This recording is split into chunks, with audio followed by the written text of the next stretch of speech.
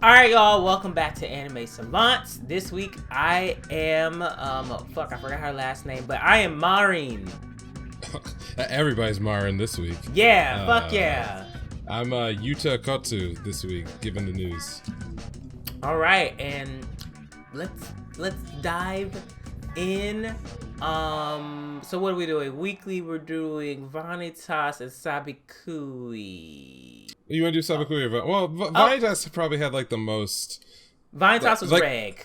So yeah. Yeah. Okay. So Vanitas, honestly, it was a build-up episode for me. Of course, like, you know, it was interesting and I was entertained by what's going on, especially with like sexual tension out the ass. The horniest episode. They got right into the horny shit immediately, like hands in face, naked bodies from the beginning. The whole like Vanitas is just like shoulder like porn and like all that kind of stuff. I'm like, yeah, cool. A lot of touching, a lot of heavy breathing. You got Chloe molesting Noe. Yep. Yeah, but I mean, these are things that I'm not really surprised about with the show because they've done this like all throughout. Like it has that certain tone of maturity of like, yeah, we're doing sexy shit and we pull it off well. But also they pull off the comedy transitions very well also. So it's like it flows well. Of course, we've got the mystery of what's going on in the mountains and John and the curse and why the fuck Chloe can control her curse and everybody else going the fuck crazy and, you know, all kinds of things. But I thought it was a build-up episode. It was nothing to like woo-wow about. Yeah, it was interesting because I felt like last week one of the challenges I had was they got everything started and then there was a big fight, all of which were inconclusive, which is fine. But I wasn't even sure why anybody was there. Why was Jean there? Yeah. We came out of nowhere. All that other stuff. So it's good they stepped back a little bit. They didn't do what I was like afraid of when they have these kind of build-up episodes, which is spend too much time on a flashback. Most of it took place concurrent to what we saw last week, and we didn't spend any time really with Noe until the end-ish of the episode. So that kind of established, okay, now we know where everyone is. Vanitas and basically Jean, it's gonna be a battle in the castle. That's what exactly. They're outside the castle. They kind of had their back and forth. We learned a little bit conveniently that Jean knows the Chloe, the beast of the Bowden. Exactly. We kind of established that up front. Okay, great. So now there's a reason for them to have some tension and story development. Because at first I'm like, Jean's just here. I don't know why she's here, but she's here. Okay, great. It was cool because when they were in the shack together, if you leave all the sexual tension aside, the fact that Vanitas is there to save, she's there to kill, great. This is a dynamic that we kind of lost track of a little bit in the end of the last season because it was all about they were doing the will they won't they stuff, and it was very like their different ideologies were not front and center in the story. So we're kind of back to that. I like that part. Yeah, as well. I agree with that. Yeah, we got world building. Especially around Chloe and her backstory. I want to know, this was something that I just didn't understand. So Jean was a vampire from jump. We see birth. her as a little kid, and she's interacted with Chloe, who they say has been a vampire longer than Lord, what's his name? With the Ruthven. Ruthven, there we go, Ruthven. So she's older than him, but she's in this body that is seemingly very young, and the first thing Jean says when she sees her is, oh, it's a doll. We also saw at the end of the episode she's got all these automatons and everything else, which my question is that actually her body? What are we seeing? Because other vampires age. Oh yeah, and we didn't see her like transform into the beast or the beast transform into her. Yeah, we've seen the beast. We've seen her outside seemingly after it attacked, right? Because that's how we had that scene at the end of the first episode. And then we had this episode where we see all these automatons that she can control and the shadow on her back. So I'm just curious, is there something about her that allows her to not age? Is she stuck in a way that other vampires are not? That's interesting. Really want to know what's going on there. So you have those developments, and then the stuff between Jean and Vanitas was cool. You take the sex part out. which is always going to be there. Her reaction after she saw that he was okay and up and about, like I was like, are we going to get a joke, or is she going to like realize she shouldn't be having these feelings? It was both.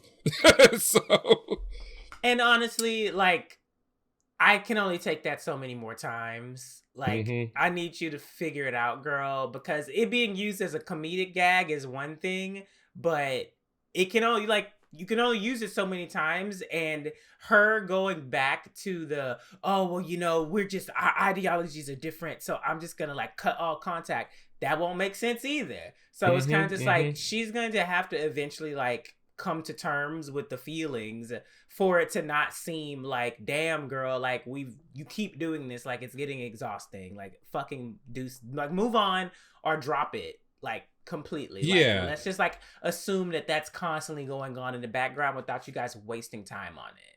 This was why at the end of season 1 I was interested in what the effects of Ruth Vane's abilities are on people, because if it's a case that she feels one way but is compelled to do something different, that's a different story than if she feels one way but is so wishy-washy that her character can just flip on a dime to be the opposite. Sort of like it's a tsundere sort of thing to do. Yeah. But and I'm not against any of those choices, but choose one.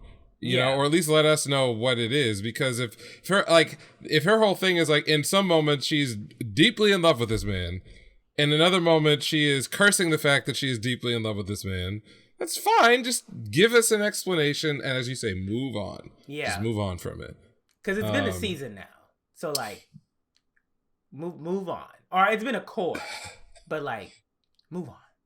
Do you think, given the last scene in the episode with all the automatons at the table, that any of them will be actual like enemies, or are they just sort of window dressing background stuff? Are we being introduced to the things that the main characters are going to be dueling with over the next 6 episodes or 7 episodes, or are they just sort of... I think it's going to be like henchmen of Charlatan that are going to show up, because Nanae definitely didn't show. Well, she could have showed up by herself, but like, given the past few episodes, especially with the ballroom fight and like those other guys showing up, there are probably other charlatan people there. And they also highlighted at the end of last season with Chloe just standing in the snow and Nanae over her that like, this isn't a new alliance. So something, I mean, I don't think they're going to fight the automatons. But I definitely think they're going to fight the butler. Of course, yes. Yeah, he's going to fight. Nanae might fight in some form or fashion, or like manipulate somebody into fighting. And you know what? I would honestly like to see what happens to one of the Doms once they get cursed. That would be very interesting to me. And it might be a future plot line. So if it is, shut the fuck up. We don't know it. Like, but like, I'm interested to see, like, can they be cursed? And if so, like, is their human half, like, you know, dampening it somehow, or maybe exacerbating it in some form or fashion? But yeah. Like, and also they didn't find one of them. One of them is still missing. True. So. That is true. I was hoping, the only reason why I asked about, like, you know, who are going to be the little pantheon of bad guys that we're going to get is because an area that I appreciate and I want this show to do a little bit more with is explaining the different types of powers that everyone like.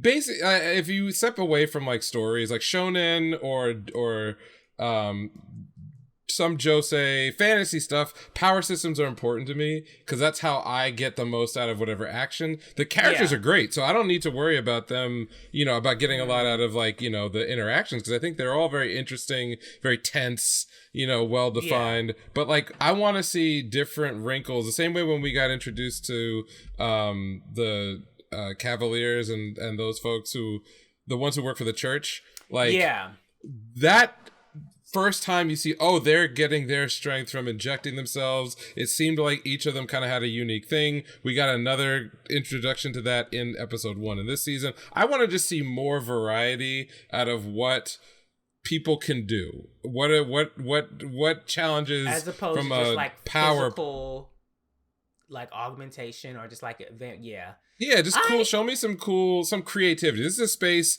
where the show can be creative. So I was like, oh, we're going to get like different automatons with like different built-in stuff. Are we going to get like styles of combat? Because like Ruthven stuff is not really explained. I think they're not going to do that. They're not going to do that. You're right. I don't think they're going to do that at all. Yeah. They're not going to do that. Based off of how far we've gotten and we haven't gotten that. Yes, I want something, but they've showed us they could if they wanted to. But I think this story is more so focused on just like the characters more so than anything. No, it's gonna be some tragic thing about Chloe and her life, and that'll be the undoing. It'll look good when they fight, though. But that's true. I think we don't got nothing to worry about there. Yeah, I'll leave that where it is. I like the episode. I thought it was a lot of fun. They got right to the horniness. I think everybody wanted that, and animation looked good, sound looked good, everything else looked good. So I'm happy to move on to whatever they're building up for next week. Maybe we probably get another build-up episode again because there's gonna be things that take place in that castle that are not gonna be all action. Definitely not. They have a lot to explain. I wouldn't be surprised if that happened. If it's like maybe half episode build up and then like craziness near the end. You know damn well we're going to get a whole episode of just Chloe's backstory flashback. And I'm okay that is with going to happen. Because, whatever. I'll save that for the actual Chloe, whatever.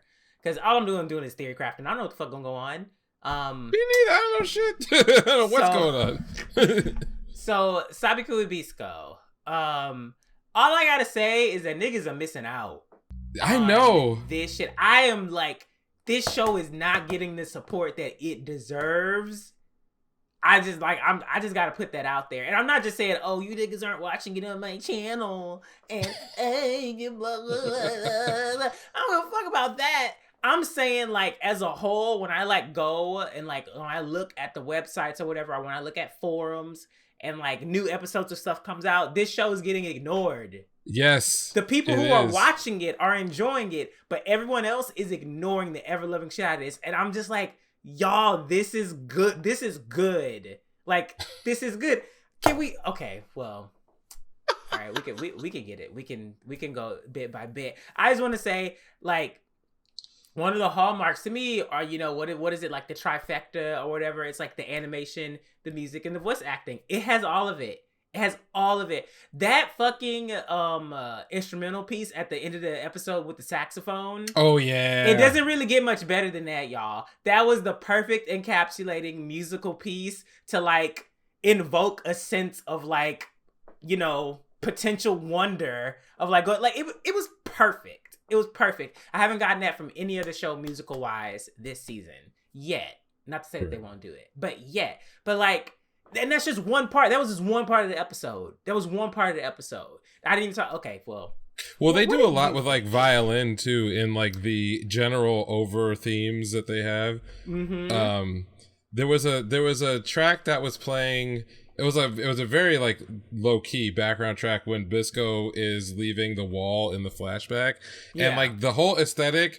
And I'm probably going to say this multiple times about this series, but they managed to find something from Trigun that has not been captured well in other shows that have also tried the same thing, which is like, it used to be a really common trope in anime where you have like the misunderstood main character who goes from place to place and sort of solves a problem, but, is always being chased around. Like that used to be a really old design for like adventuring, and somehow shows got away, even ones that have like original things that are narrative driven with the same kind of setup. I'm thinking of recently, like Back Arrow, I said something similar in the beginning where it had a lot of like they had the Western influences, it kind of had the over the top main character, it kind of had like the travel stuff, but they got away from like the we're stuck in this one city. And everyone comes to us. Yeah, they got stuck on like the over the top stuff. But the thing about the Trigun formula is that it made the main character endearing to the audience because you knew that he or she had been done wrong and was misunderstood. And so it was always like, how are they going to fix the problem, but then still wind up being chased around like they're the bad guys? Like, I like that feeling. And like, we got that multiple times in the episode where like, you know, he's constantly trying to explain to people that like, I'm not a bad guy. I'm trying to do the right thing. Kind of calmly at times also, where I'm just like, bruh, like, you can be as calm as you want. She wants to beat your ass. Oh yeah, like, she definitely did. Yo. But he's also smart. I like Bisco is like not a moron. And he has like this like flat characters bother me, especially in like action shows, but usually you can like overlook it if there's something else about whatever's happening that's like really interesting. Bisco is not a flat character. They always give you like at least 2 dimensions to everything that he's feeling, which is great. It's better than you're gonna get 90% of the time. So like whether it's he's leaning into his reputation in one scene, but you know it's kind of an act in another scene. But then he's talking to Jobby, and you're sort of like, oh, he's also got this like, you know, softer sort of family-oriented, emotional center. Nothing is flat.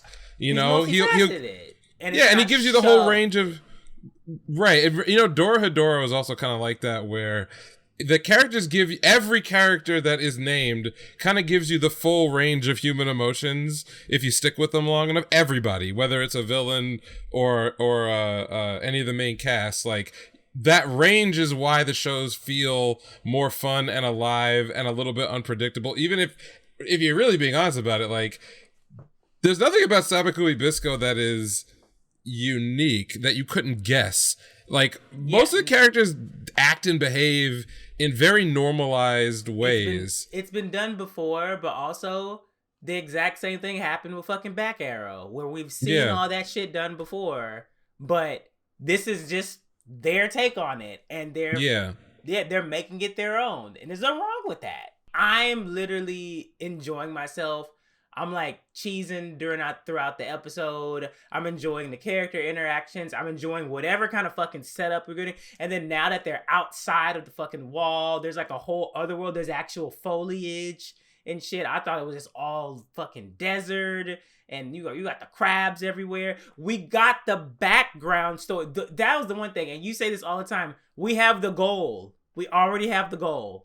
Yes. We have the goal. So now we can just build everything else the fuck up. Because we know at the end of the day, this is the goal. So how the fuck are we going to get fucked on the way to the goal? And I also loved how they even dropped that hint that like all mushroom keepers aren't out here to help niggas. Mm-hmm. Like, so that means they're most likely going to run into some mushroom keepers who are using healing as a form of like controlling people or some shit like that. And also it is so on brand for rumors to fucking go out of control and niggas basically be like, there's a lot of mushrooms, so it's causing the rust. Okay, but if mushrooms cause the rust, what about all the mushrooms in all of human history? And why didn't we get rust in? Like, it's so just like perfectly human for shit like that to just go out of fucking control and everyone basically but also people are panicking and it's like unprecedented times and shit like that. So that makes sense also, but it's very much so believable that like, I'm gonna go take horse tranquilizer because they said that's gonna fucking help me. It's like, okay. Yeah, and I think I call these shows like power of will type shows where like usually the main character is expressing some like, to get through the situations or to really amp the hype up in the moment. They profess loudly the thing that they believe. And if you buy into it, if the audience is into it, it's the hypest shit that could ever happen. Even, I would say this about like other like non-traditional action type shows. If you look at like the first couple seasons of Shokugeki no Soma, it's the same formula, like when the times are down, Soma professes his vision of cooking and it hypes up whatever's about to happen. And that's not a show where there's like a lot of they give you a lot of still shots of gorgeous food and people orgasming because of how delicious it is, but it's actually like not a fantastic production or anything, No. but like everyone is so, whatever they believe it to 150%. And like when you get those moments plus whatever happens on screen, it's like elevates you're into it. But you try to explain it to somebody, like in this episode, the fight with Pawu, basically the way it ends is that he shoots the previous episode we saw, he had hit her pole with this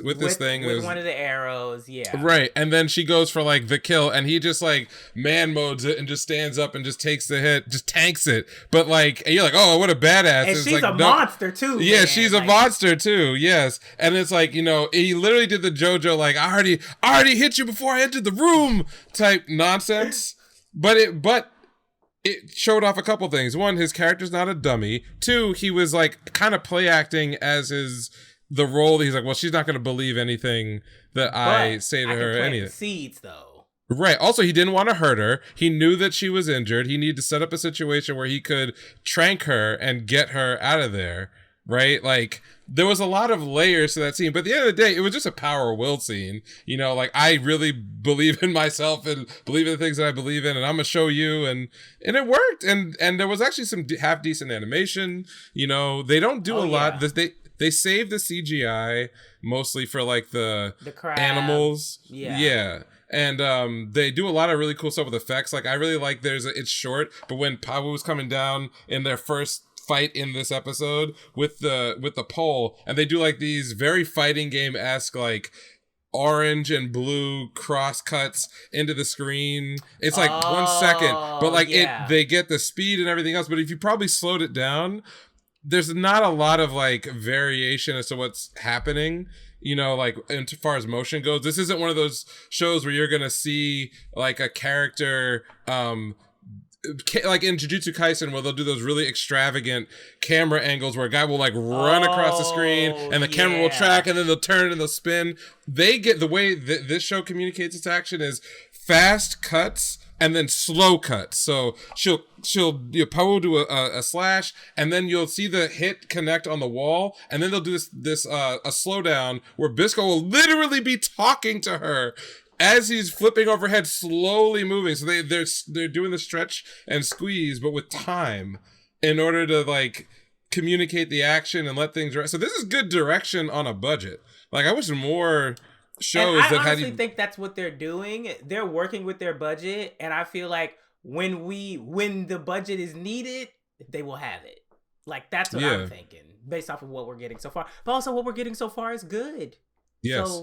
So anyway, I like the episode. This is basically they're on the road. I think the post-credit scene where we see the other giant crab, or whatever it is, and their explanation of like why it is that some animals seem bonded to different mechanical stuff. Like, we're fleshing out the world, and I'm very interested in, as you pointed out, the fact that there could be mushroom keepers that will be antagonists.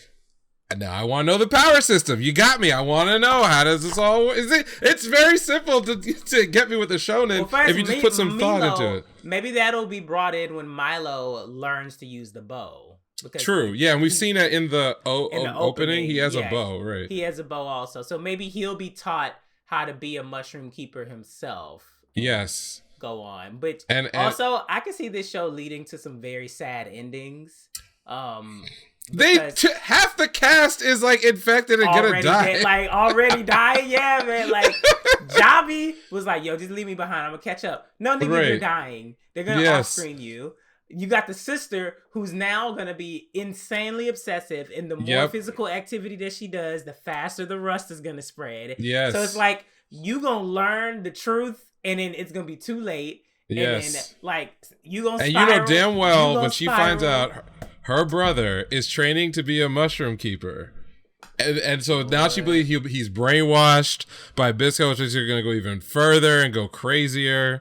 Like, and the even crazier part, the ever-loving shit out this show, if some way, some fucking how, like, Bisco and Pawu fuck, then I basically be like, all right, like, don't put that into the universe, because it'll happen. It will happen. Well, I mean, it's gonna happen on the internet regardless. I'm positive about that. But I'm like, in the show, I'm just like, oh my god, I know how the dojin will be written. I know how the dojin will be written. Okay. Because they said that the mushroom. First of all, it's mushroom. No, second not of the all, mushroom. Oh my God. Second of What did all, I do? they said in this episode when he's like, mushrooms are the only way to clear out the rust because they consume the rust. So then the dojin will be like, Bisco has to fuck her in order to get the rust out of her body. That's already there. It's already there. Okay, so maybe it's already happening eventually. Whatever. This is the world we live in. Fuck her while she got rust. I know that much, bro. So, and then they're gonna be like, "Oh, the use the mushroom power to make his dick bigger." Guys, okay. Like it's too easy. It's too easy. I didn't even consider the whole mushroom shit, but okay. It's too easy. The only thing I did want to say that on the emotional end was the idea that you have Jabi, father figure, Bisco, the son or grandson that's really trying to like save and protect this person who is definitely on his way out, and now you got Milo who's gonna basically be the disciple to Bisco. So you basically have the different same rings of these relationships happening simultaneously through the plot. I liked stuff like that. That's really neat and basic storytelling. It's good stuff. It's yeah, it's good.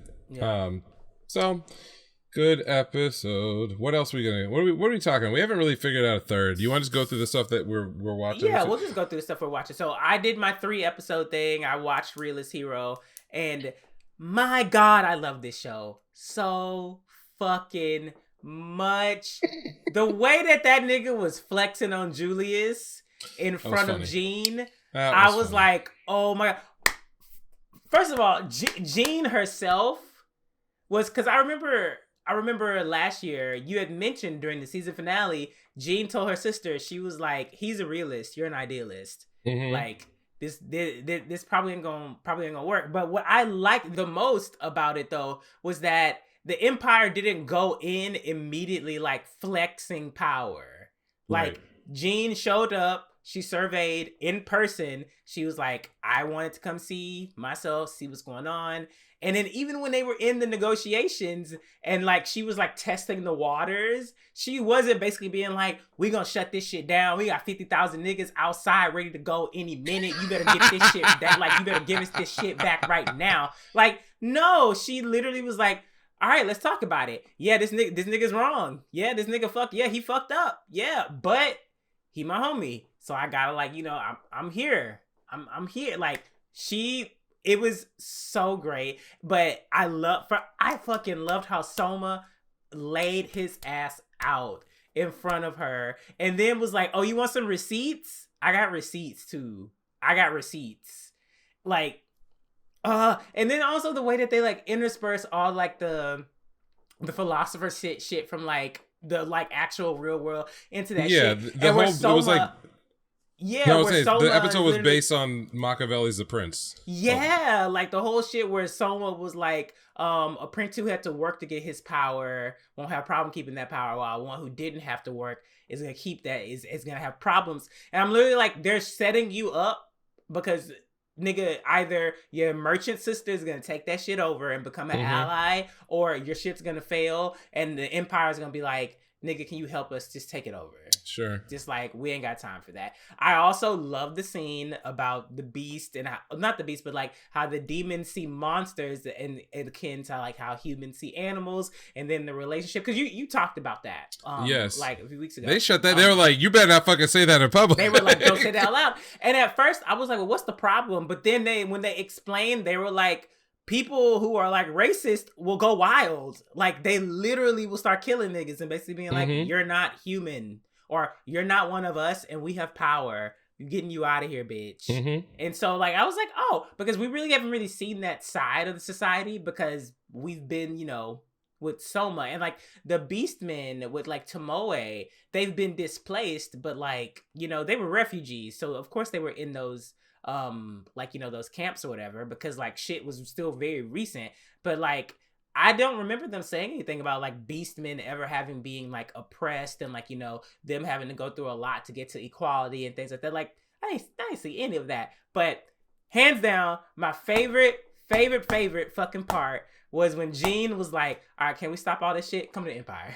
Come to Yeah, Empire. she's like, yeah, just get over here. Yeah, she's Get like, on- just come to yeah, Empire. yeah. She's like, just come to Empire. Like we've been talking about all this shit. You need to come with me. Like, come to the Empire. And I'm like, damn. And the fact that everyone in the room was like, bitch, absolutely not. Like, fuck out. Everyone here. broke their like public face for a minute. Like, yo, this is my man. Yeah, hold on. Yeah, like Hold on. they were like, we're a family. Like, what are you doing? But I just love that shit. And I was like, that character has been around for, I guess, about like, well, three and a half episodes. But like, I love her more than some of the other supporting characters that he already has with him.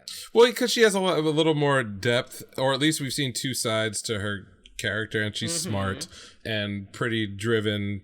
Also, and I haven't figured this out of like where she clearly serves her sister. That's her number one thing. Absolutely. And she has a good eye for talent. That's always a good thing before. But I remember at the end of last season when like they kind of were appraising each other, and like, you know, it's all goody goody when they're in the room, but she's presented as a very serious threat, a thinker, even to the point of like she's having the general, right, of the Empire. Like, was it her that he kind of noticed that she kind of had spies and other things like around the whole time? Like, this is a formidable person, and they get along, you know, in private. Like, that's a good thing and a good piece of character development. But you kind of get the feeling that if the Empire really decided like, yo, we taking you out. we getting you the fuck out of here.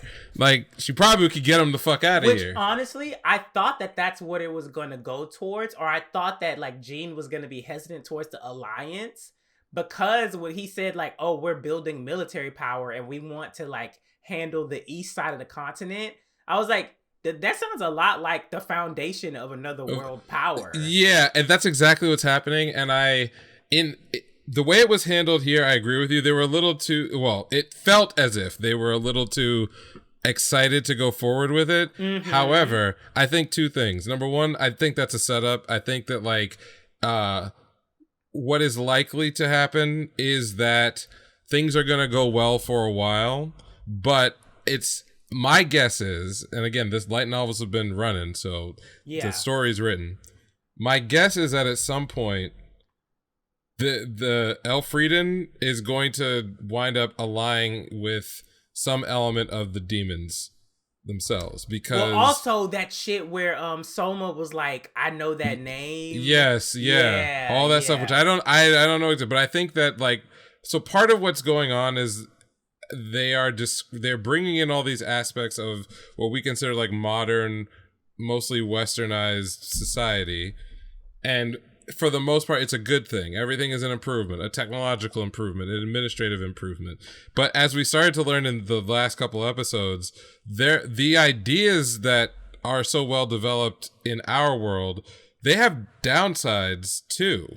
And the worst that's happened so far is that he expressed maybe a philosophical concept about the division or non-division between sentient races from a Western Earth-centric point of view into this world. They immediately saw, oh shit, if we bring this out, we're gonna start getting some of the immediate downside. We didn't have this idea of you know, I don't want to say they have a kind of racism because they don't like demons. Yeah. So that is racist, or xenophobia, maybe is a better way of saying it. Like they already have xenophobia, but it's like directed in one direction. Those are the bad ones. So they ain't got time to look. Right. Everybody else is kind of the good ones. Now, what happens if you start to like break down some of those walls and you're like, well, the difference between you and a demon ain't that great, or a monster. You got wings, nigga. Right. Like, that they already see a problem there, but likewise, I think the same thing can be said for what he's doing with his country, because the whole last season, the whole reason the war kicked off in most part was that Elfrieden was getting its shit together, and there were people out there who were like, oh, I don't like this new power that's coming up in the east. Let's go take care of that shit. Well, what happens when they're managing all of the, the defense and everything else in the West? They're harmonizing people. They're getting their shit together. Maybe they figure out some of the demons ain't so bad, or what's really happening is not what everyone else believes. Well, that can immediately set up a conflict between their half of what's going on.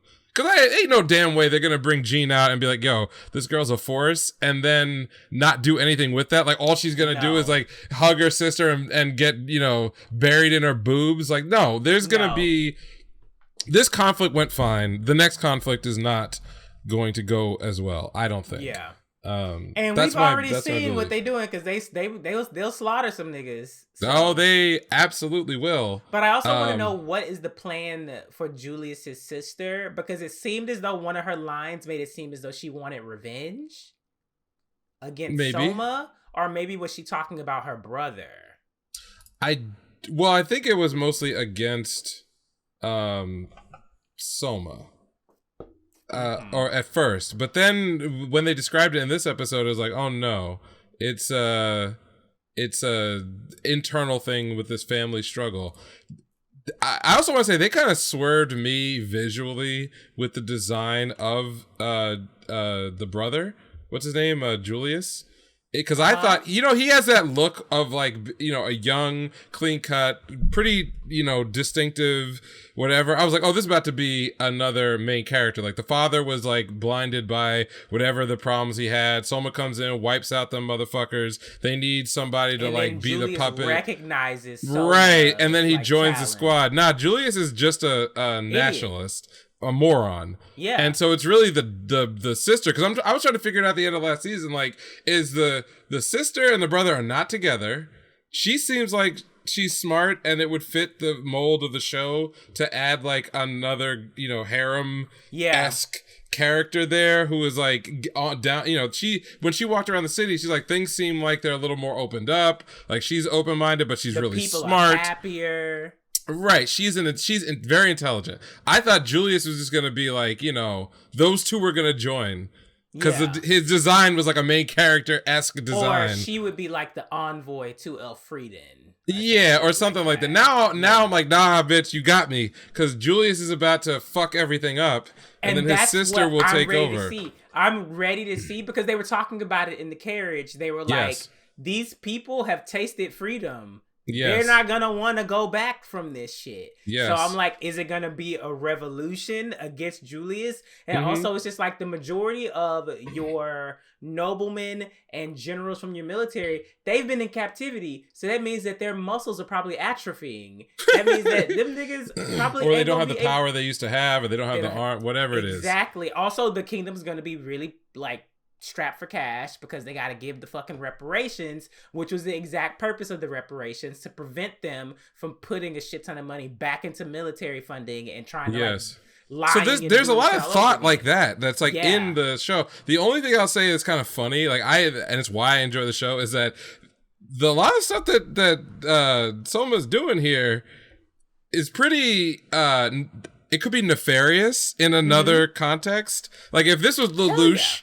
instead of Soma, and they did all the exact same things that they did, like it would present this kind of commentary about what we think is good about our own society. Like, oh, we have freedom, we can vote, we have all this fun stuff, but it's all a method of control. It's all a way to play like great power politics. Where? In America? But you know what I mean? Like we're all dancing around like, it's all great. But if the show, if there was whenever I want to. Exactly. But there's no cynicism in the main cast. Like even someone is literally reciting lines from Machiavelli, like, and then he says like, okay, we purged the officer corps. We, gave people more like more self-expression. Yeah, like all these things that cost us nothing, right? And if we had just decided to stick around, or if we handed it over to somebody else, or someone took over, like I've basically set you up to be able to like run this country however the fuck you want to do it. All you gotta do is just continue. Yeah, all you gotta do is just keep doing it. I set you up, bro. But it's like he said, but again, this is Machiavelli. Machiavelli wasn't talking. Do you know what one of my favorite quotes that nobody ever brings up? He says in The Prince, I'm paraphrasing, but he lists like all these qualities a good leader is supposed to have, but the number one quality, it's not ethics, it's not morals, it's not being a good person, it's not like love for your people or anything else. Ain't none of that shit. The number one quality Machiavelli lists in a good leader is a criminal mind. This man out here quoting The Prince, and he's supposed to be the good guy. Well, So that's why I think it's funny that like it's got all the cute girls and that he's not trying to fuck because it's not really a harem. He's doing all this like nefarious shit to basically take a kingdom and dominate. He's already at like half the world at this point because he's taken over all the like continent. He's doing all this like political maneuvering and getting the economy together, moving people around, redeveloping whatever. So it's like good government from like a Western style on Earth, and it's all presented without any cynicism or evil whatsoever. But I don't know if I would actually enjoy the show more if it said he was like Lelouch or he was like Ainz Algon or something like more cynical. Yeah, I think that's why I like it. I think I like work. Yeah, it would not work, but I think the reason I like the show is because it's very similar to all those other ones. It just doesn't have any of the like overt evil tones. It works because of Soma's character. Exactly. He's not an anti-hero. He's not even really a hero. He's just like, I just know how to run shit. And they also brought that up in the Empire with the Saint, how she basically was like, he's not supposed to be a hero that saves the world. He's supposed to be a hero that brings about a revolution.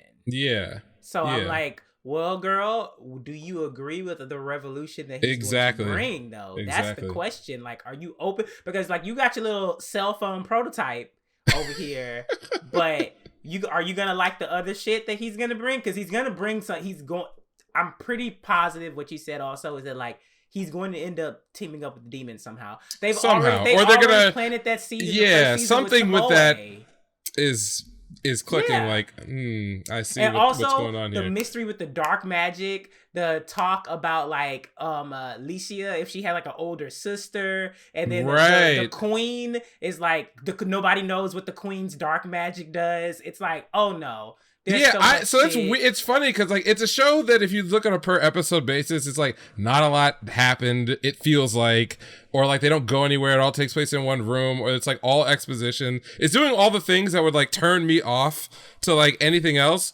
but somehow it works in this. That is one thing that is it's such a huge boon for the show. Because even me, myself, I started watching Kaguya-sama recently. And the first episode, I enjoyed it, but there was so much fucking talking. And I was like, I don't know these characters. I don't really fuck with these characters that much yet. So, like, this is kind of turning me off.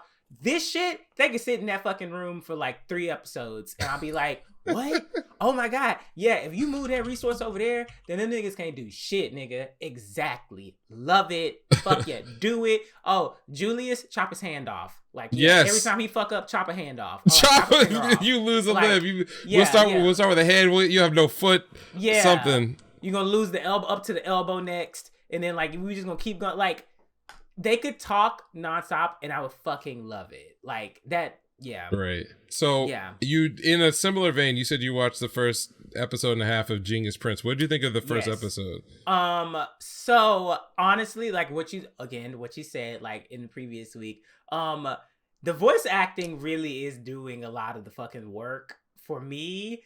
But it also works perfectly when he is like flailing in his toddler form in his mind. Yes. That shit it's just fucking funny, accompanied with that particular voice. I'm just like, this nigga really is not shit. Like, but he's not shit in like a damn man, like you a degenerate. Like what the fuck? No, he's literally just like, I'm lazy. I don't want to do this shit. This shit keeps this shit keeps working out. Like, and the homegirl is literally like, I can't help you on this one shit. I was like, you fuck man. Like I can't do nothing. Or like, and how basically, if you guys listen to the previous week, it's exactly what James said. This nigga is actively trying to fuck shit up, and it always fucking works out somehow. And then inside his head, he's just like, like just like crying. And I'm like, it works. Like it just fucking works. Like even at the end of the episode, where like he didn't even do the flailing, they were just like looking out the window, and they're like, wow, we really took that fucking mine. I can't believe these niggas fucking did it. I'm just like, damn, like what the fuck, man. Yep. I think what also I enjoy a lot about the series is Ninem, like his secretary, friend, so on. And you see it a little bit more in the end of episode 2. Like, okay, we met Wayne, we kind of get his thing. He's a high functioning, like I guess you want to, he's not an over or underachiever. He's a high functioning lazy person. Yes. To the point where like it's corrupted his actual morals, but not to the point of like he wants to do a bad job. He is superbly trained. He's that person at a job where you give the hardest work to the laziest person because they are going to find the fucking best and most best way to do it and have it work out. Like sometimes you do that to persons that do shit. This is the one who actually does it.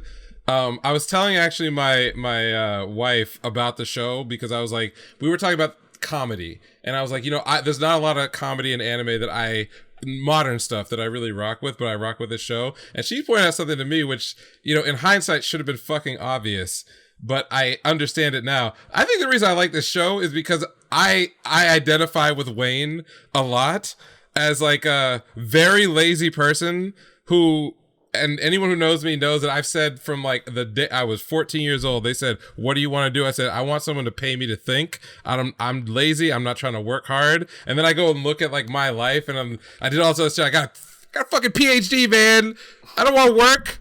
So like I feel when they start rolling his backstory, I'm like, why am I enjoying this character so much? It's because he's the same way in episode 2. I don't know if you got to the part, but you find out that like the reason why he's so good at some of the military stuff is that he trained in the Empire. Like he got top marks. But the whole reason he did it was, again, because if he had to fight, he wanted that shit over and done with as quickly and easily as possible. Exactly. He wanted to know how to lose to people so that, he, in a way that he could just, like, save face and then get out of there. But I tried. Oh, yeah, I tried so hard. And, like, so no one could say that, like, he was incompetent. Just, like, I guess things just didn't work out. Oh, well.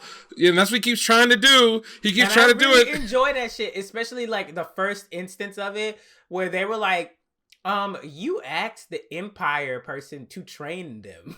Like, so like we have a pretty damn good military now, thanks to you.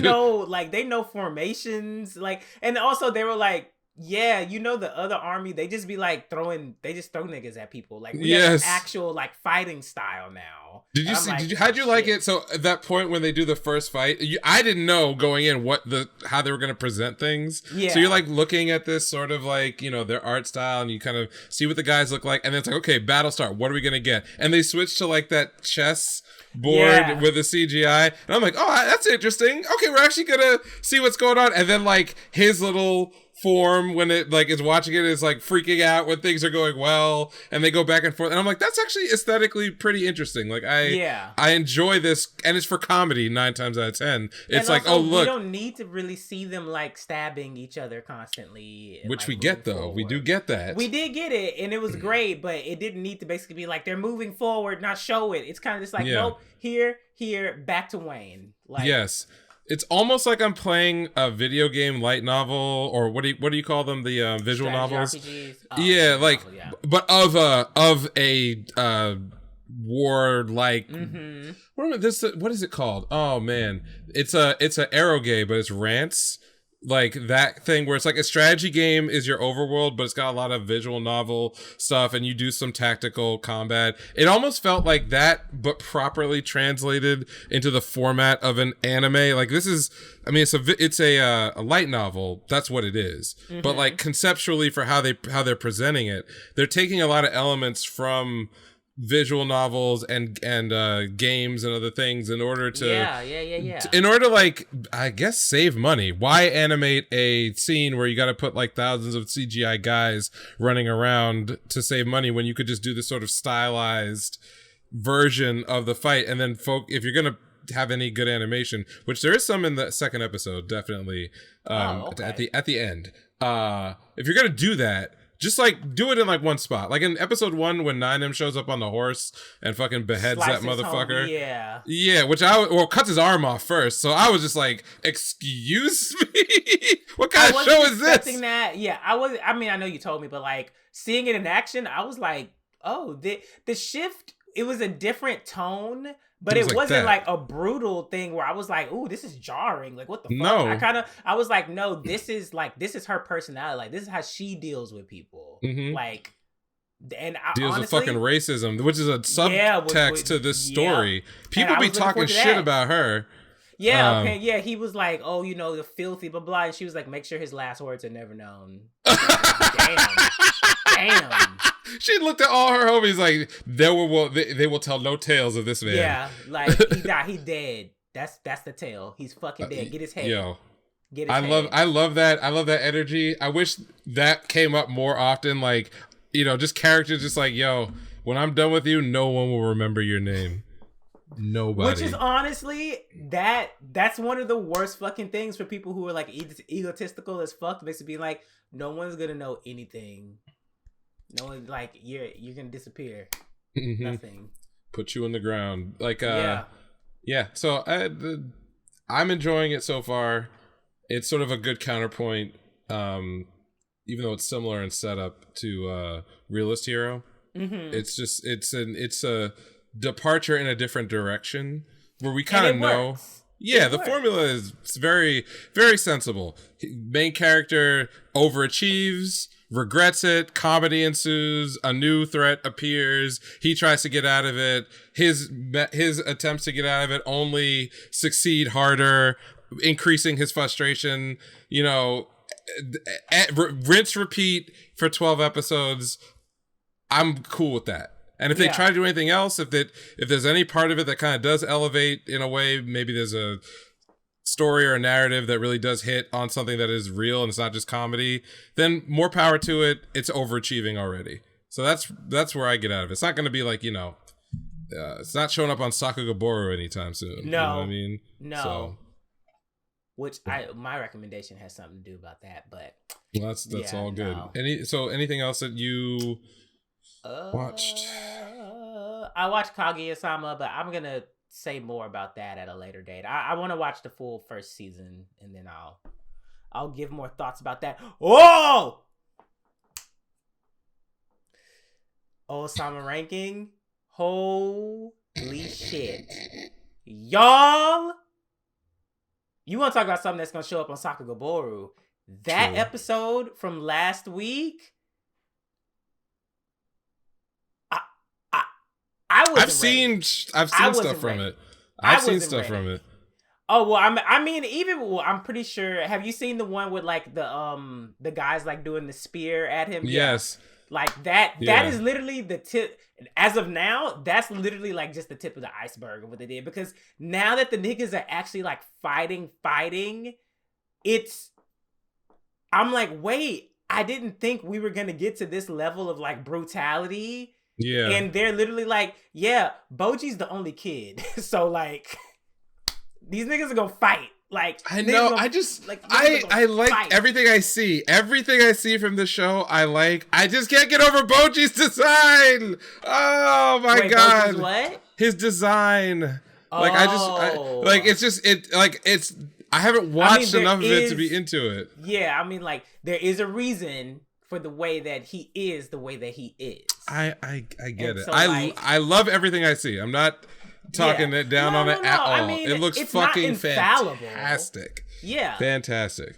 It's honestly like the way that these characters and the way that they are developing all these characters just around Boji. Because like Boji, of course, is developing the entire time, but also a lot of the show doesn't really focus on Boji for like some episodes. Like Boji's only in that bitch for like 5 minutes, and then it's like we developing everybody else, and then like where the anime is at right now is like everybody's coming back together.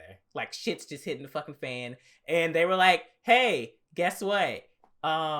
Here's your action. Like here's like 3 back-to-back fucking episodes of niggas getting their fucking legs torn off. Like I see people getting their shit pushed in. That's what I'm like. Oh yo, my god, yo, yeah. No, they're on this. Yeah. So like, Sama ranking. I'm telling y'all, if y'all haven't watched it, and don't come to me on my channel talking about blah, blah, blah. I'm behind, but they're recorded, bitch. Editing just takes a while. Okay, damn. Oh man. But yeah, Sama. Oh my god, Sama ranking. Yes. Yes. I had to catch up, even though it's not really catching up because I know what's happening.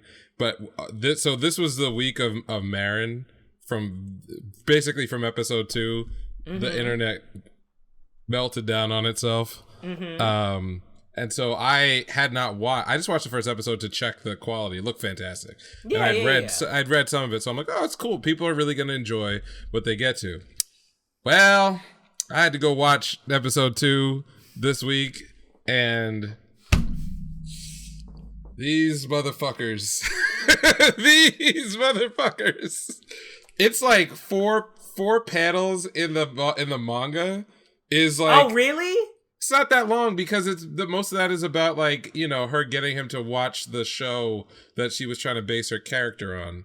Like that's what the scene was for. Because he's like, this is the first time he's really trying to make something that, you know, he has no reference for. Yeah. So like that's what the purpose is. But I forgot that when they adapted this, one of the best things about an adaptation is that you can kind of choose what to focus on. So in episode 1, I thought that the directors did a fucking fantastic job of like having quiet scenes for Gojo, like where you get a feeling whether this is a person who deeply cares about his craft.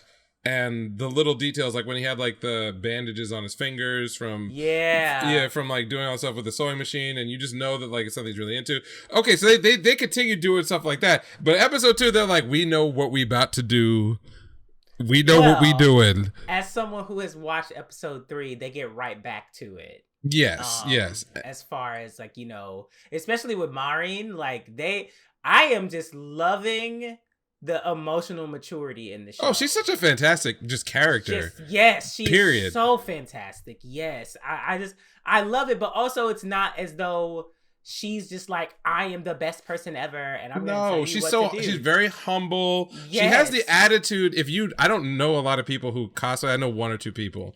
But like, what is the thing I say that I see in all the people I know who are into that stuff? They all want to get better, and B, are very deprecating about the stuff that they don't do right. And so it's this sort of humbleness, but the willingness to try. They are artists. A lot of artists are like, well, not a lot. Some artists are like this. Some people are very arrogant, right?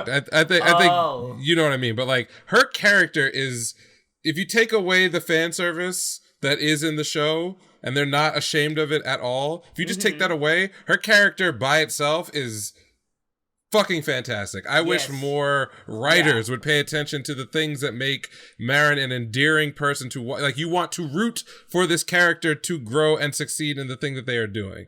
Now, I will say this. There was some backlash to episode 2 because of all the fan service. Yeah, I know. And I just gotta tell the people who are like real upset, well, you ain't seen nothing yet. All right. Did you hear about Worlds in Harem? Do you know that that's airing also? Yeah, like, but you ain't seen shit because her rival is about to show up, and anything that you were mad about they were doing with Marin, when you find out what the archetype of her rival is, you're about to burn Twitter down. So just leave that shit alone. Understand that this is just a show. Yeah, we'll talk about it. Well, that is the main thing for me. At the end of the day, it's literally fucking entertainment. If you're not entertained, you don't have to watch it. You don't have to watch it. It's okay. You can have your varying opinions about, you know, your Protestant like upbringing, and you know, what do you think is like, you know, whatever acceptable to show of imaginary characters, or you know, if you're thinking about it as like them being high schoolers and like, you know, what is okay, etc.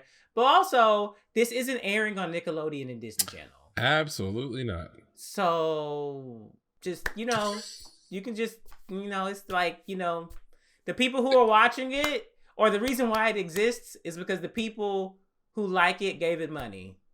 So it's for adults of culture. That's what it is. Adults of culture. Like, but the only thing I would like is that, you know, it could just be college students as opposed to high school. Like, whatever. That's about it. Can, you know, just, you know, if you're gonna go this route, just, you know, just make it 18 or whatever, so that way those people can shut the fuck up. Yeah, but, well, you know, ain't no fucking way that is in real life a 16-year-old girl. Absolutely not. Ain't no fucking way. No. Actually, all right. No, yeah. There. Oh, news. Yeah, we got some stuff. Jujutsu Kaisen 0, film's coming, 2 theaters. March 18. I don't know if I'm gonna be there. I really want to see it though. They already talking. I'm already hearing rumors of another variant. Y'all can keep that shit. We need a streaming date now. If y'all just do what you did for Made in Abyss, just charge the $15. I'll be more than happy to pay the $15 to watch it right here. Like right here. Like I don't care. Like if you want the money that bad, I will pay it. But like I'd feel more comfortable watching it here than going to a theater with other niggas and potentially someone thinking it's cool to like spoil the theater for TikTok and like saying shit. Like this is why I don't like being around people in the fucking first place, because people are weird and TikTok is making people way weirder. Like y'all are like doing a lot of shit that's like weird. Like y'all be having sex on that app now. That's weird. Do you know what the funniest thing just related to TikTok? I saw an interview where AR Ab was saying that like when his management, they were like, you need to get yourself a ring light. He's like, and do some dances. He's like, how am I a real nigga supposed to be out here doing TikTok dances like my daughter? I'm like, damn, TikTok got everybody all fucked up. And that's the thing though, like people gonna watch this shit, but that don't mean they're gonna actually support you. They can drag your ass just as easily. Fair enough. Okay, so that happened. Also, the NAACP nominated Yasuke for the Image Awards. So listen, this makes sense to me. I don't know. You leaning back. I really don't have that. Oh wow. I feel like now that I say I don't have that much, I'm probably going to end up rambling. Don't take me too seriously. I'm just gonna say the only reason why this happened is because it's the only thing that they are paying attention to, because it was put out by a big brand. That's it. That's all they're doing. There are so many other people out there that they could have like considered for the Image Awards. There are so many like black animators who have original works out there that they upload to YouTube. They have on Vimeo. They're on like specific sites. There are black manga or black, artists out there who do their own manga style things. Like Studio Maho. Like a whole bunch, even Nicholas Draper Ivy's like some of his original stuff. Like it's kind of like, come on. Like I understand that there are probably specific rules for like nominations, like it has to come from some it has to be broadcast on, like network television or like a bigger streaming service or something like that. I get it. Completely understand. But this goes back to what we talked about in our episode of Yasuke, which is mediocrity should not be lifted up and highlighted just because it's black. It just shouldn't. It just shouldn't. Are we thankful, or I'll speak for myself. Am I thankful that Yasuke had the opportunity to like be created and be out there? Yes, I am, because that means that pathway is open for other black artists. But the quality level and just like overall narrative, one second you historical, 1 second you're like fantasy shonen, like it's just pick one. No, because then I'm going to a review of the show again. Okay, so right, yeah. I just want it to be vetted, and but I also admit that I don't know the process behind why it was chosen. I just know that when people see NAACP, they be like, "Oh, that's what the black people like.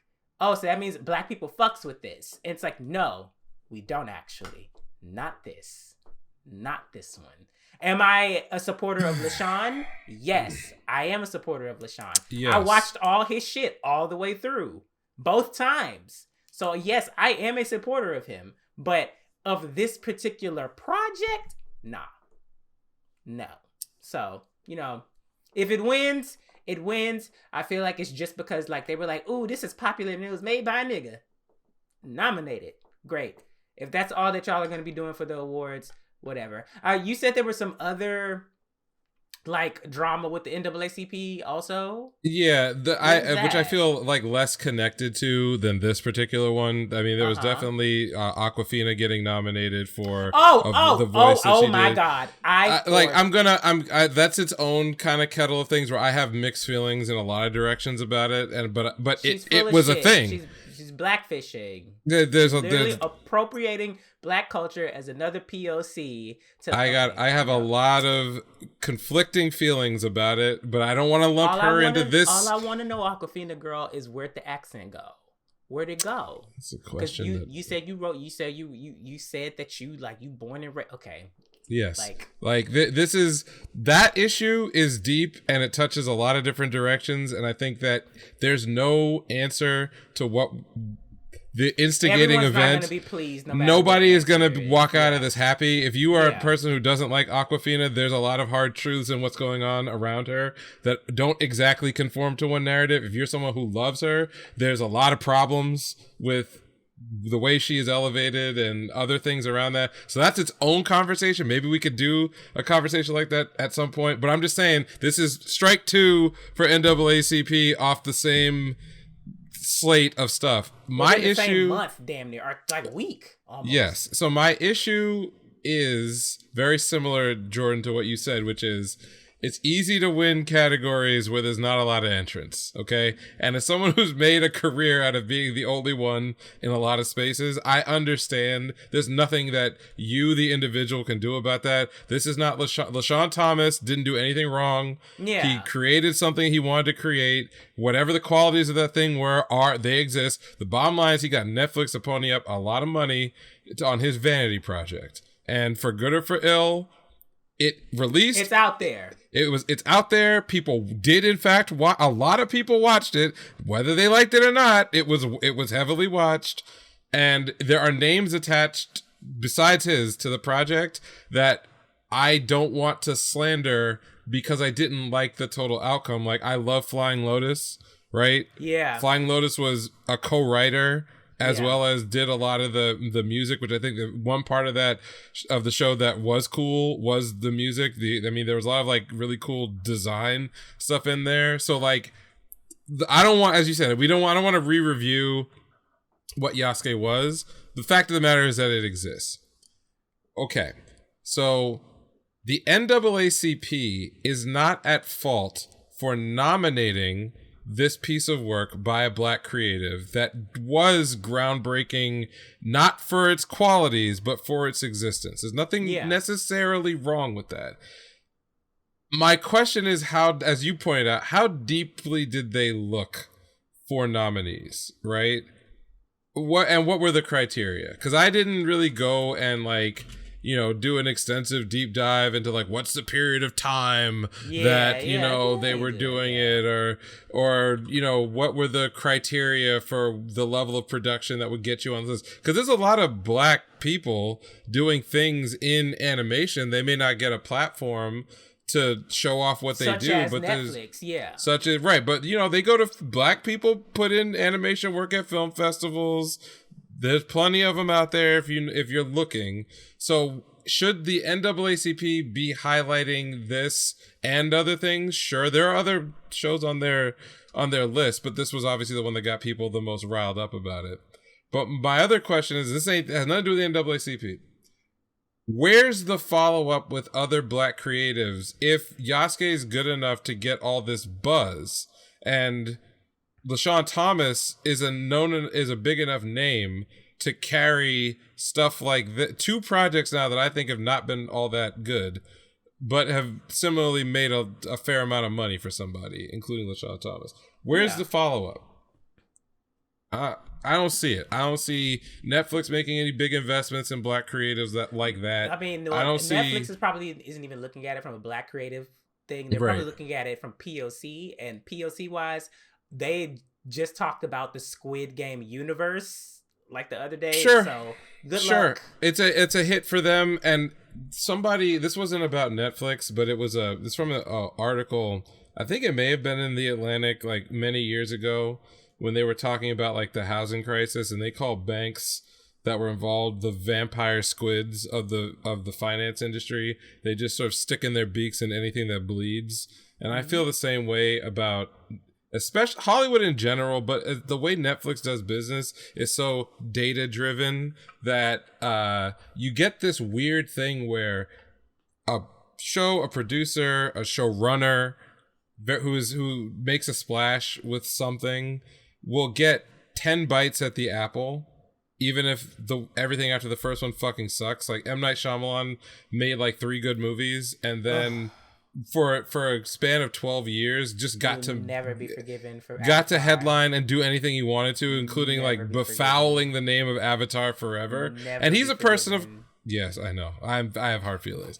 But he's a person of color, and you could look in some ways at like his career and the success he's been able to have personally, if not critically, as a win for people of color, because he'll get stuck on any list of like, you know, POC directors who have gotten big budgets to do lots of movies, but he's going to be on that list with people who I think deserve to be there, like the Singletaries of the world, or, you know, whomever, like people who have fucking talent. Put it that way. And I think the same thing is like LaShawn Thomas. Like, I don't want what I feel is happening to be happening, which is he'll get opportunities, but the idea of investing in black creatives is still gonna struggle because of the fact that he's the safe pick now. In a weird way, yeah. He's a safe pick because they took their chance with Cannon Busters, and they did another one with Yasuke, and it doesn't even really matter whether the reception was good or bad. Like you said, Netflix is just looking at the numbers. So if niggas are watching, they're like, well, hey, this one's working. Right. I have no evidence.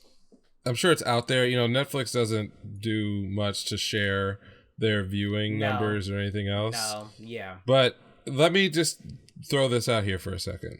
So Yasuke, which I despise as a creative endeavor, it's just a failure. You know, Keith Stanfield involved. Okay, just to reiterate that. But I will say this.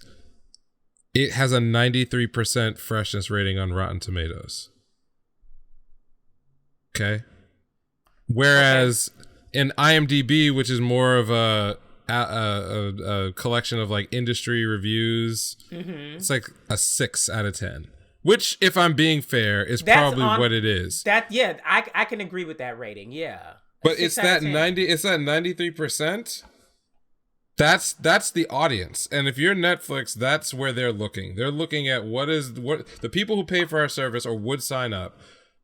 Can we drive subscriptions by having more content like this from this person? Exclusive, blah, blah, blah. It doesn't matter if it fucking sucks. Like, I felt like that movie, what was it? Was it Shine?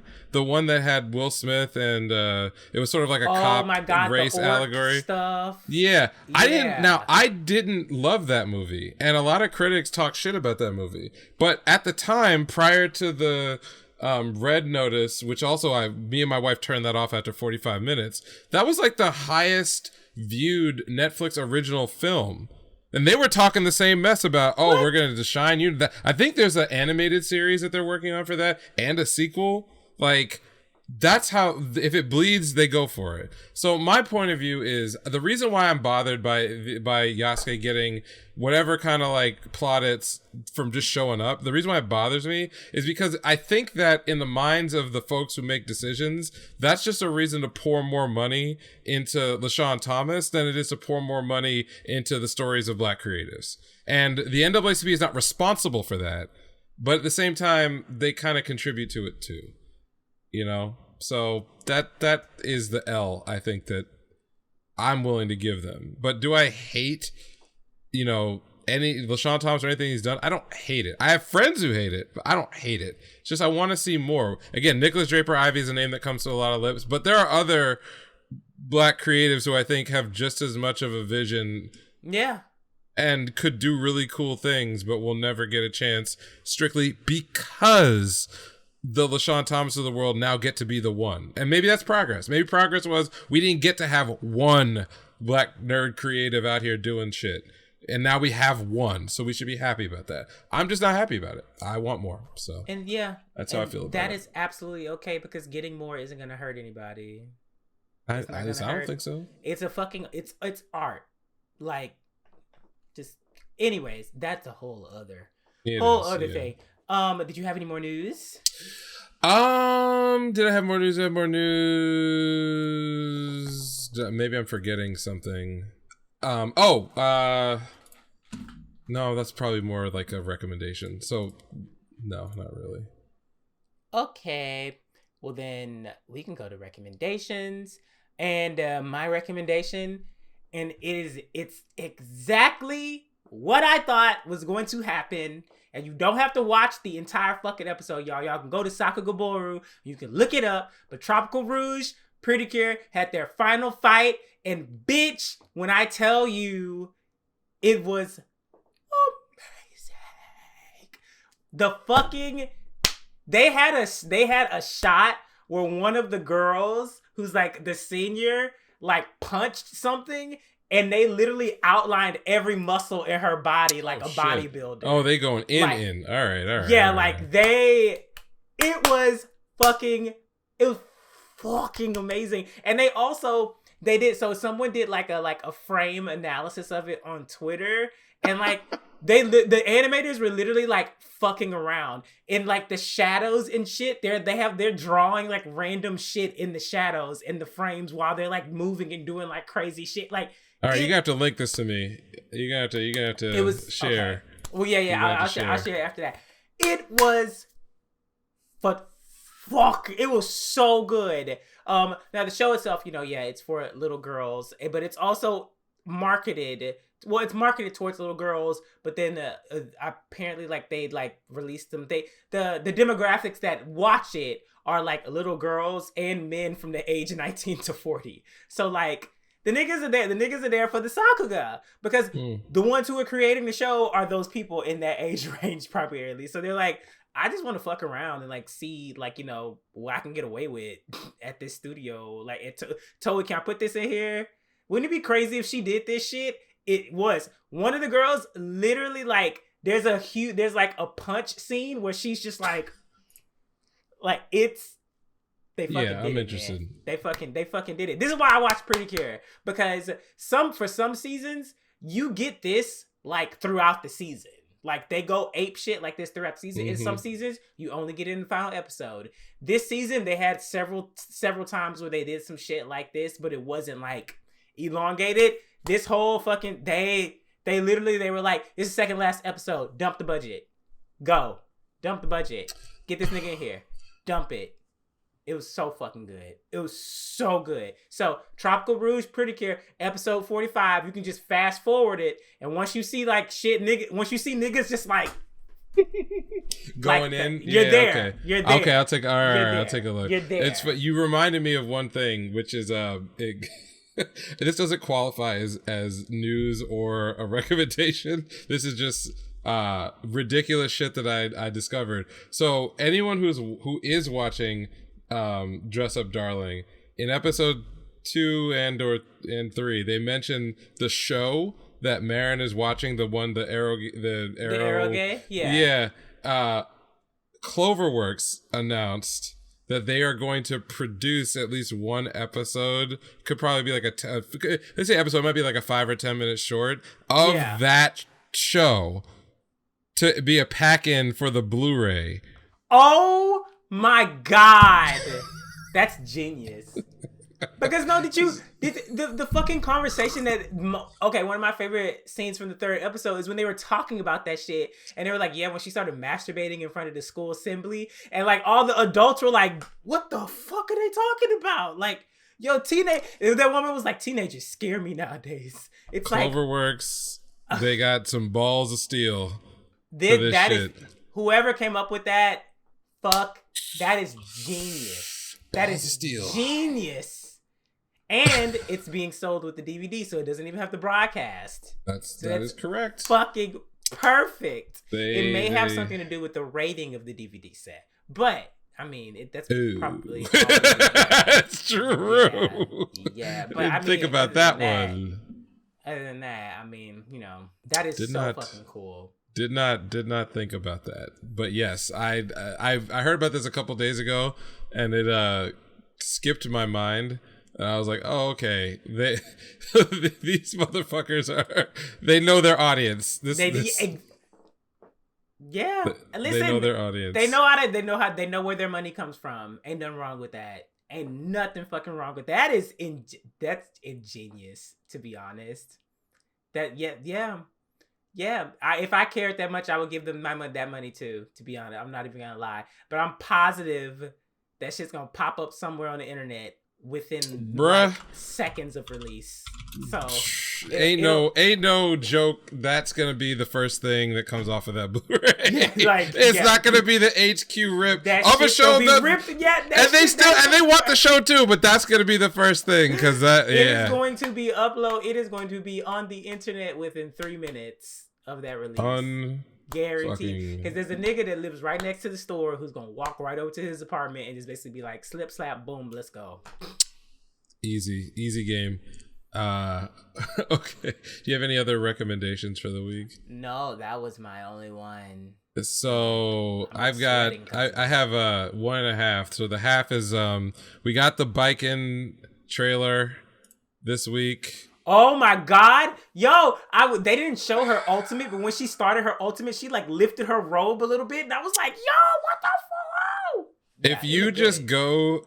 If you have listen, I'm not trying to bait men and women of culture out here on the internet, but if you go and check out the full length character breakdown trailer, all you need is a splash screen to know that Biken is looking thicker than cold peanut butter, man. She's fucking thick. She's a I've never been I'm tearing up a little. I've never been prouder to be a Biken main than at this That's moment. That's what everyone is life. saying now. They're like all the Biken mains playing Biken for the first time, which I mean, definitely not. Well, listen, I've been in these trenches since Guilty Gear X, baby. Yeah, don't fuck with me.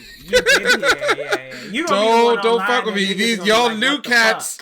She got her makeover in Exard, and first of all the old school Biken mains were just sad because they knew that she was about to get mad popular with her breast implants. Because OG Biken is not that. She wasn't stacked like that, okay? But we all appreciated it.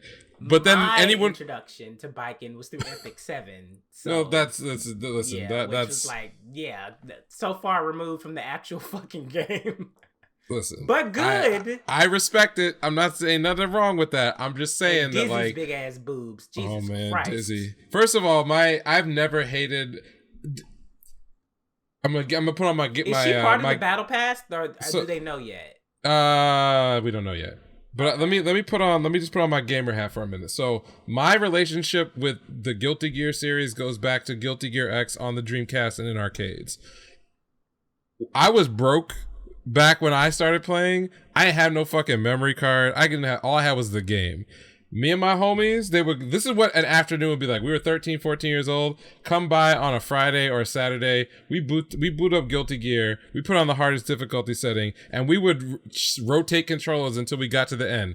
Dizzy is the last boss of Guilty Gear X. That bitch is the cheapest motherfucker. I mean, I've now played like King of Fighters games, so I know about like the SNK boss meme. Yeah. Like them motherfuckers just cheat relentlessly. Dizzy didn't even need to cheat. She could just fill the whole screen with bullshit. So when I tell you that like there was a point where I played Guilty Gear X for 16 hours straight. Homies came over in the afternoon. They slept over, went home. The next day, I'm still playing, trying to beat this motherfucking boss. I beat that bitch at 4:15 in the afternoon on a Sunday. I had to take a picture with a fucking Polaroid camera of that screen. Biken roasted Dizzy after almost 20 hours of play. That's my only record on that particular game. Now later on, I mean, I got better at the game and so on and so on, but I treasure that memory of beating the shit out of that bitch. But she got me for almost a full day. Okay, so my relationship with Dizzy is fuck Dizzy. Okay, fuck that bitch. They made her playable in like the before Exard in Guilty Gear Double X. And like she became a real character, but my memories of her as a boss. That's the first thing. Second, Biken is my bitch from day one. She looked like she was a tomboy samurai covered in scars in one arm. I rock with that. In Exard, they were like, let's make her hot. Okay? And it had been changing little by little over time. But when you see her in Exard for the first time, that's when she got that like full, like I'm that hoe makeover. And you know what? I ain't mad at it. And they've gone a step beyond really in Strive. in Strive. Like, and her fucking walk, that's the one thing that they always got right. She would, if someone is just neutral walking towards you with fucking biking just strutting their ass right into range, you know it's about to be some motherfucking shit. And they made her a lot easier to play, it looks like, in Strive. Because she did a lot of stuff with like alpha counters. Basically, Biken's gimmick was you could attack out of blocking, which is like a old gimmick from Street Fighter Alpha, the alpha counter system. That's is that why in the trailer they were like the person who turns other people's power against them? Yeah, that was typically that's why she's weird compared to a lot of the Guilty Gear roster. They've made that much more simple. Now it's just a move. So you can, it's easy, the button inputs are easy. So bottom line is that she looks fantastic. She looks like she's actually accessible and playable by, and Strive is a much more simplified isn't game. That what Strive is supposed to be, like more of an entryway point? Yeah. And I think that all that has done is created a lot of new Biken mains. That's all that's happened, is that she's no longer this really hard character to use that's really weird and does weird shit. She is now a much more simplified, and she looks fucking fantastic. So I'm a happy person. I'm real happy with that. She does look very good. So she releases, I think, 28th, which is in a few days. Yeah. But if y'all haven't checked out Strive, Strive, is it the 28th for Battle Pass owners and then like the 31st for everybody else? That's correct. Individual, yeah. Now, see, I know all that shit, and I don't even fucking. But I own the game, but I don't actively practice. But I'm just saying, now that people make the joke like new Biken mains, there will actually be a lot of new Biken mains that stick around. Because if you tried to play her if you try to play her in Exard or Exard Rev 2, like, she's just really hard to use compared to other characters. Now it looks pretty easy. So that thick bitch is back. Plus she's got some broken shit already. People figure it out just by looking at the thing. So it is what it is. So Biken, that's a recommendation, but only for the gamers. For everybody else, we talked about a Yashimon last week. We've talked about Hell's Paradise coming, I think, next season, barring any delays. It should be fucking beautiful. I just want to say, this is a great time. Go pick up Hell's Paradise, the manga. The manga is fucking beautiful. The anime also looks beautiful. This is one of the rare cases where I'll say, like, what studio's doing the anime? I should know this. I don't know. I think Mappa, right? Mappa? Yes. Oh, Mappa's Mappa? doing it. Oh, shit. Yeah, Mappa's doing it. So, normally, if you're a manga reader or an anime reader, or a viewer rather, one of the reasons why people choose the format that they choose it in is because they prefer that particular experience. I know a lot of manga readers like sitting down, with chapters where they buy volumes or read it digitally. That format works for them. Anime viewers, they like having it delivered that way. I think both are fine. In this case, there are a few series where I'm like, the art and the design and everything in the manga is so good that reading it and then seeing what they do with it visually, you will actually enhance your experience, even though the surprise aspect of the story obviously is going to go away if you read far enough ahead. I'm simply recommending that if you are intrigued by what you've seen in any of the teasers, this is a great time to go pick up Hell's Paradise Jigukuraku, and experience a little bit. You don't have to read, everything, but read some of those first chapters, see what some of that really gorgeous art style. I like to describe it as like a flowery Buddhist version of Attack on Titan, like as far as how it's presented, because like the island itself, where a lot of the action takes place, is this larger than life, but in all manners, like surreal world with gigantic monsters, but also like over. It feels like I've read the first couple chapters, and they would get to these scenes where they would show the plant life and everything else, and it made me feel gross. It made me feel like, oh, I would never want to be in this overgrown area. And then you see the first of the monsters, and they've shown some of them in the preview images. If only Attack on Titan had a better art style, I feel like it would be this. you know, but it's an experience to actually read it, read a little bit of it. So I would just say my recommendation for the second time, but for different reasons, is the Hell's Paradise Jigoku Raku manga, because it's fantastic. And Yashimon looks pretty good. It's only about 9 or 10 chapters so far. So again, some people don't like to read an ongoing one, but Yuji Kaku is extremely talented when it comes to character design and world building and everything else. So that's my plug. Okay. All righty then. I think that's it. Wow. Awesome. All right. So if you haven't already, you know, make sure you go check us out on the platforms. If you are listening to this through audio only, know that the YouTube version is up where you can see us like flailing around in chairs, and you know, like actual facial expressions to go along with the yelling. But that's YouTube, Anime Savants. And then if you want to talk to us on Twitter, it's anime_savants. And then everything else on like Instagram, TikTok, etc., is just regular Anime Savants. Yeah, you can hit me up anytime on Twitter at Neural Handshake. And also, you know, please shoot us your feelings and opinions, whether they're in the comment section of the YouTube or via our Twitter account. We're listening. If there's content that you... don't fucking say comics are better on Instagram. That's not helpful. That's stupid. It's not helpful. Like, but as far as content that you think that we should take a look at, ideas for the show, just your general feelings about some of the opinions that we have, we appreciate it. Even the ones that are a little iffy. Keep it cute. Keep it cute. Yeah, there you go. Keep it cute. Keep it real cute. Keep it cute. Okay. We out here. All right. Bye. Peace out.